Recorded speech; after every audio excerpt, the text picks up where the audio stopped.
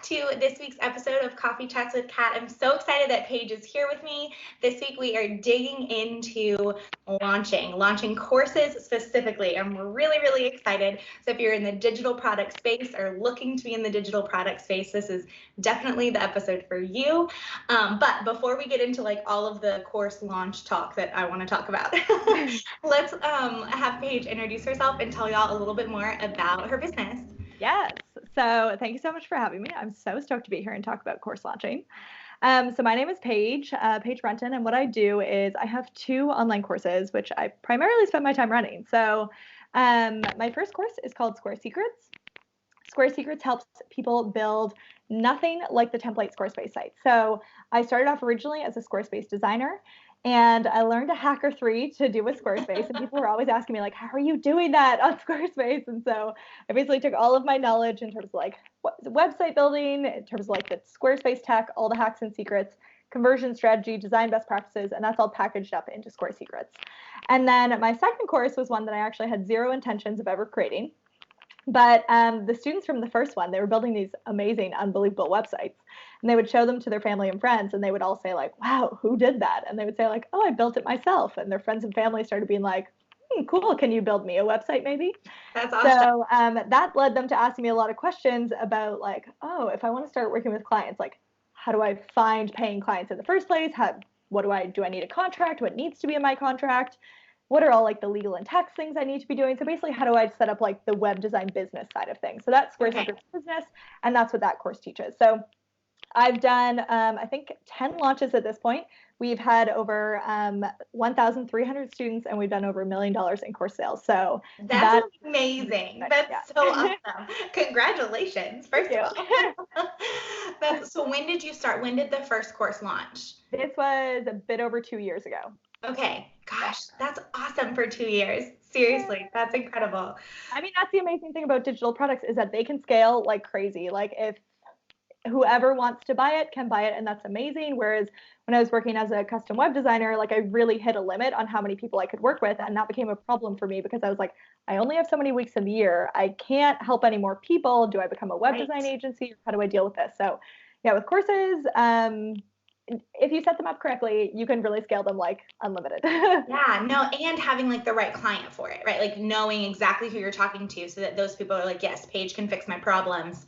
I want in on what she's offering. So that's incredible. Okay, so clearly, guys, we picked the perfect person to talk about course launches. And I don't want this episode to be like negative Nancy, but Paige and I talked about this. I did want to talk about like the 3 biggest mistakes because we feel like there's so much to learn from mistakes that we've made, both of us have made in our own businesses. I'm sure all of you guys out there, maybe you're nodding your heads like you've made a lot of mistakes in your businesses too, and we can learn a lot from that trial and error.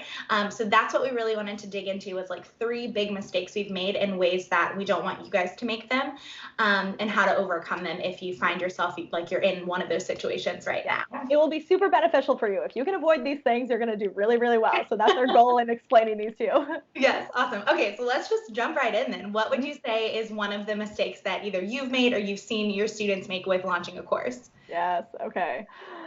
The first biggest mistake, if you take nothing away from this other than this, make it this. Do not launch your course without an email list. Now, when I say this, this thankfully doesn't come from my own experience, but having seen this in quite a few other people's businesses. So when I was building my course for the first time, I was actually in Bali. I was doing the digital nomad thing over in Bali for a few months. And so I met a guy, and just before I went to go launch my first course, he told me that he had launched 2 courses. Second one didn't sell to a single person. I was like terrified just before I went to go launch. It was like 2 days before I went to launch, and I was like, oh my God, what if that happens to me? Yeah. And as I was going through my launch, I was actually in a program to help me build and launch my first course. And so there was 3 of us in the program. One of us had 25,000 Instagram followers. Another one had 65,000 YouTube subscribers. And another one had 2,000 email subscribers. And the one with 2,000 email subscribers was me. I felt like the small fish in the pond. Someone else, they had like a HGTV show. Like they were very successful. I was not a big deal in this group. But I sold more than 10 times the other girls. And it wasn't a competition between any of us. All of our courses were in completely different fields.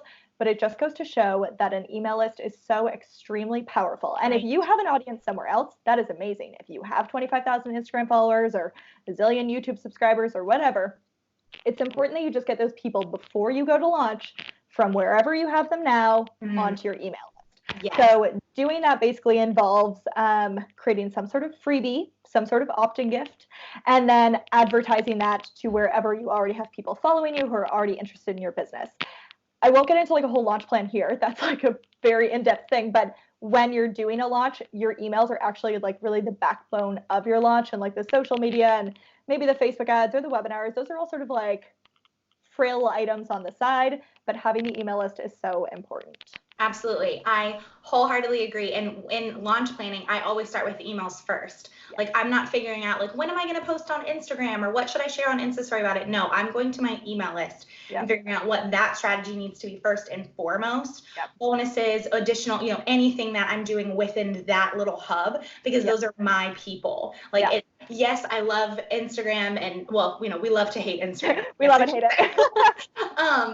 And that's so fun to connect with, potentially more people, because if you're following like is bigger on Instagram versus your email list. But I think that's so wise to start with email list. Do you have a set, like you should have X number before you launch? So I want to sort of explain a little bit like launch math, and then that will help you decide like how big should your email list be before you launch. So you can expect 1 to 2% of your email list to convert into a buyer of your thing.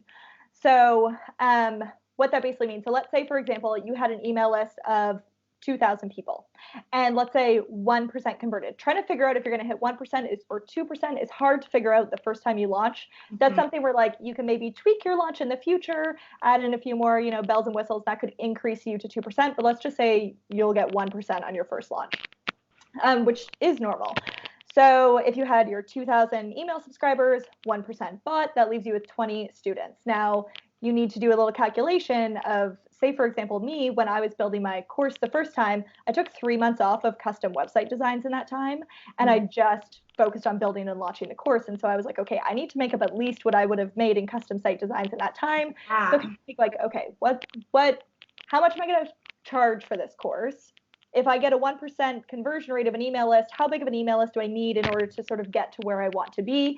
And then, of course, the amazing thing is once you've launched your course and built it once, you can continue launching it in the future. And so it really becomes more of like a passive thing. Whereas if you're doing, I don't know, custom site designs or client work or whatever, you're really stuck with like the one-to-one situation.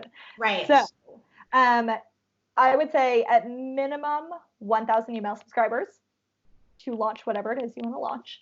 And then from there, do expect like 1 to 2%. And I think it's also good to know those numbers.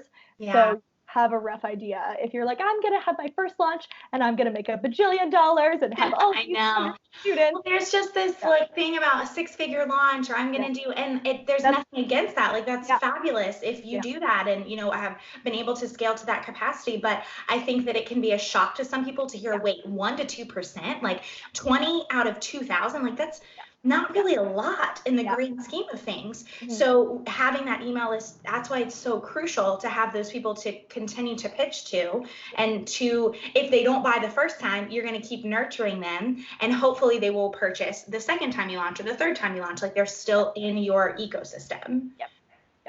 It's true. Yeah. So true. No, okay. So such a good first tip. So have that email list before launching. Second tip would be, this is something which I see people do often, is they don't really have the email list. So they're like, no problem, I'll just run Facebook ads, or I will have affiliates who sell my thing for me. But I have to tell you, it does not make up for your email list. So it's basically coming back to the importance of your email list. We did run Facebook ads. We worked with the manager and we were running ads for 6 months. This was like, we had launched our courses successfully, completely organically, had done like multiple 6 figures in course sales before we ever ran ads. And the thing that we learned, we had a solid ad budget because we were making money at that point. But the cost of the manager and the cost of the ads got really, really expensive. We were spending almost like $10,000 a month on ads. And especially when you're just going to start, like I'm assuming don't have that sort of a budget to be throwing at it. But the thing is, we also found is that when we were running ads, we got a lower conversion rate than we normally did when we were launching to our own audience, because they knew us and they were a warmer audience. They had read my blog posts or had I don't know, watch my videos or listen to my podcast. And so they were just a lot warmer of an audience. So one, you're going to spend a lot of money on it. And two, the conversion rate's not even going to be as good as what you would have gotten organically.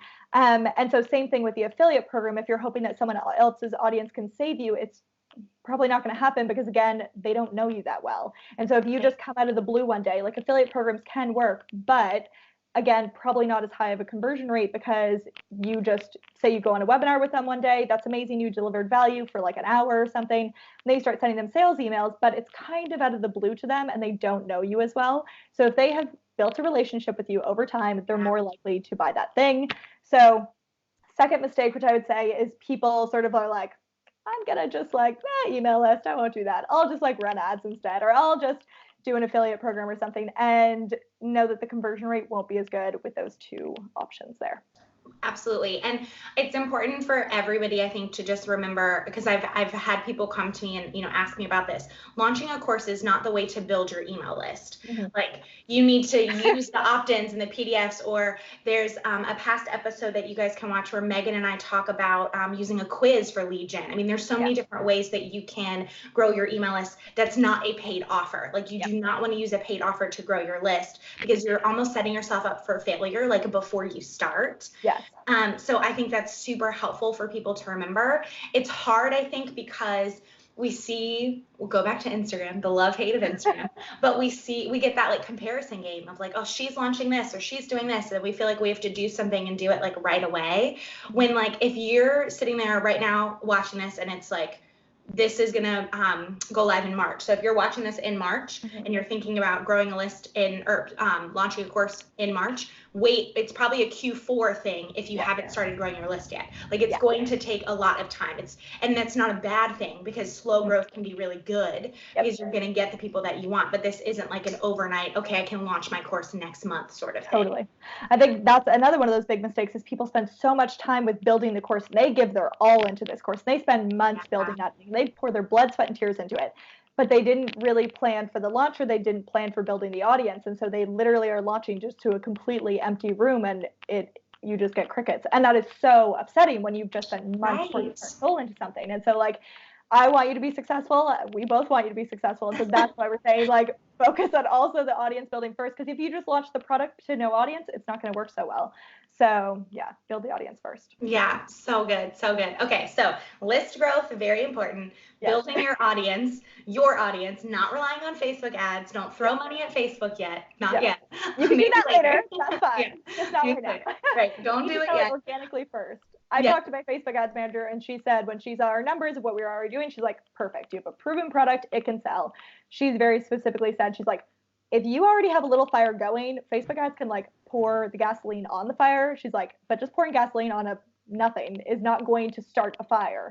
Yeah, so that's how that's so true. Yeah, so she wouldn't take on anyone actually who hadn't already proved it and sold it organically before. But some Facebook ads managers, they don't care. But right. No, that's a really good analogy to think about. I love that. Okay. So third mistake that you've seen with course launches. Okay, third mistake is to have your course available for sale all of the time. Now, this seems really counterintuitive, I guess you would say. You would think like if I put it on my website and they can buy it at any time, then whenever someone's ready, they can just go and buy that thing. Not the case. I definitely advocate for when you're just starting with launching your course is to actually launch it by having like open and close enrollment periods. So if I can actually maybe share the graphic with you that you can also share with people. We have bits of urgency built into our launch, and urgency is like a really big deal in terms of our sales page and everything. Like we have countdown timers and everywhere we're mentioning like it's closing and it won't be opening for 6 months, and that is so key to driving sales. So I was talking with someone else who runs courses, and she mentioned that she just has them on their website all the time, and she's like, we don't really get sales like day to day. She's like, the only time we get sales is if we put on a sale and we are like $100 off or something. That's the only time that they're actually getting sales. And the reason is because if I'm sitting, especially when it comes to say building a website, which is what I have courses on, is like, oh, but I need to get my brand photos first. Oh, but I need to get my logo done first. Oh, but I need to do all these things. Or maybe I'm just laying in bed. I'm like, oh, my credit card's in the other room. Like, I'll do it tomorrow. And you just never do it because you don't have to make a decision at that point, and because you're maybe not fully ready. But the thing is when you're like, oh, it's open for enrollment now and I can't get in for another 6 months. So like, okay, maybe I'll start building the website and I could just like swap in the new logo once I get it or whatever. And so it builds, having the urgency, having the open and close enrollment periods is so key at the beginning. There are definitely more advanced strategies like evergreen funnels, which we could totally get into if you want to. And those are options as well. But the key is make sure you have some period of urgency. So in our launches, what we find is once we open enrollment, there's like a spike of sales because people who are literally waiting for it to open are like, yes, it's open, they can buy it. Then we have what we call end of early bird. So we do a little mini sale within our launch period, which is like you can save $100 if you get in the first, I think it's like 3 days or something. And so then at the end of early bird, that is a huge spike of sales for us. And so that was clearly, there was a little countdown timer on the page. People want to save $, which I would too. And so they buy in that time. Then after that, we have webinars, and we've built urgency into our webinars. So we have, if you buy within 1 hour of the webinar, you get this additional special bonus. Or then at the very end of enrollment, then we also have like, okay, enrollment's closing, can't get in for another 6 months, let's you like get it today. And so we have another spike in sales. And in the times that there is no urgency built in, they're really, I mean, it's just like hopping along the bottom. Like it's not a big amount in the grid. Anytime you see a bit of urgency, you can see these huge spikes. And so it just goes to show that like building an urgency in whatever way you want that to be is so key. Not just like having urgency of open and close launches, but also having urgency in terms of within your launch is super, super important. So I love urgency and scarcity plays like in launches. Like it makes me like, I don't know, it's like an adrenaline rush for me, but I'm like, this is so exciting. Like I'm a big like open cart, in cart girl, like evergreen funnels. I totally get it. Like they have their own strategy in and of themselves. And we have one, but it's not my favorite. You know, like I prefer the like open cart, in cart. That's exciting. Like the launch time is really like people are, I don't know, you're really into it. You're welcoming new groups of students. You're posting. You're all excited. Everyone's excited. And so like it's a really exciting time. So that's fun. It is. No, it is. I mean, it's a lot of work leading up to it, but it's so much fun. We have a pretty solid process now. I have to say, like our process is pretty nailed down. I've like almost fully given it over to my assistant. So she actually can run our launches almost without me. I just need to show up for like the webinars and the live videos. But otherwise, she actually can run the whole thing. And she even has it really down pat. It's not so difficult for her anymore either. So once you've done it a few times, it gets way, way easier. So if you're going through your first launch and you're like, I remember at the end of my first launch, I felt like I had been hit by like an emotional truck. It was just like so much all at once, but just that's normal. So don't worry if you feel like that. Totally normal. Yeah, it's totally normal. Oh my gosh. So how many times do you recommend doing open cart, in cart launches throughout the year? That's a good question. So I think it depends on how many courses you maybe have to sell. So we have 2 courses and we open them once. So there's 1 course open per quarter. So 2 courses every 6 months. So basically once a quarter, we're doing a sale. Now, if you have 6 courses and you're doing every 6 months for the 6 courses, that could be too much. And so maybe you need to look into like having something on evergreen or maybe only selling to a certain segment of your maybe email list. So you're not selling to everyone like a bajillion times a year. So you definitely want, I would say like maybe a month before and a month after of no sale. So you're not like burning out your email list with your constant sales.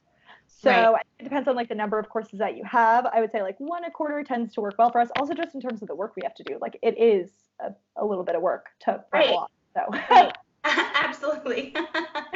That's awesome. Okay, that's super helpful. And then evergreen, you're right. That's like a whole nother. We might just have to have you back and we'll talk about evergreen like another time. Because that's like a whole nother thing to dive into. But this was so good and so helpful to. Okay, so just to recap, then obviously email list super important.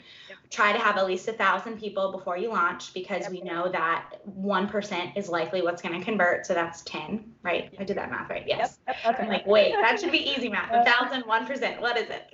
And then make sure run your launch organically to your own email list. Don't rely on Facebook ads or an affiliate program to sort of like make up for the lacking email list. Just wait until you get the basically, or just really go hardcore on the email list. Yeah, absolutely. And then third being the try for the open cart, in cart, like that scarcity urgency play in there. So I love that. Yeah, and I have another fun thing if you want to hear as well. Yeah, I remember when I was I'd done my first launch, and then before the second launch, I was like, okay, how do I make it bigger next time? How do I make it like better? And so I was trying to figure out like, what should I be doing? And so my mentor at the time was like, just build a bigger email list. She's like, the difference between having a bigger launch isn't like you can do a few things, which add more bells and whistles and whatever, add more webinars or an affiliate program or whatever you want. But she's like, the biggest thing that will make the biggest difference is to have a bigger email list. So in between, honestly, my like year, what your year could potentially look like if you are a course creator is like launch, build email list, which is basically doing like whatever marketing you want to do, like something like this, where I post on my blog twice a week. I have a podcast I do once a week. So creating content where you're driving to your email list with your freebies and then launching and then content creation and then launching. And so that's actually what your year looks like, which I love because it's like launching needs to be done at certain days and times, but the work in the rest of the year, you can really do it whenever you want. And so that's wonderful. It's not nearly as much. I had a lot more anxiety, I think, when I was working with clients individually. It's very like, I don't know. I find it a very easy way to run a business. I really love the model. And then I feel like people like that goes to like the content side of things. Like people think like, oh, blogging must be dead, or I don't really need to focus on that as much anymore.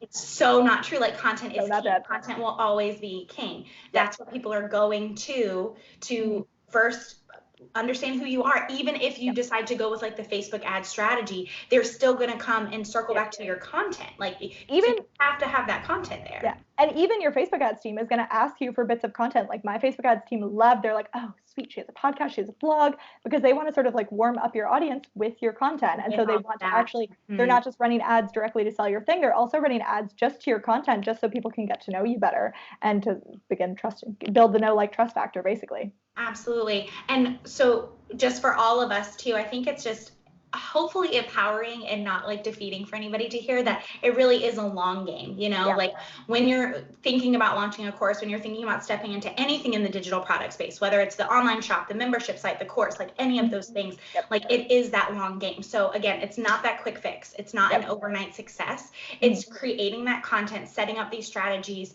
and then like waiting it out, seeing what happens 6 months down the road of constantly creating content, of really focusing on pouring into your people and then launching versus what we think.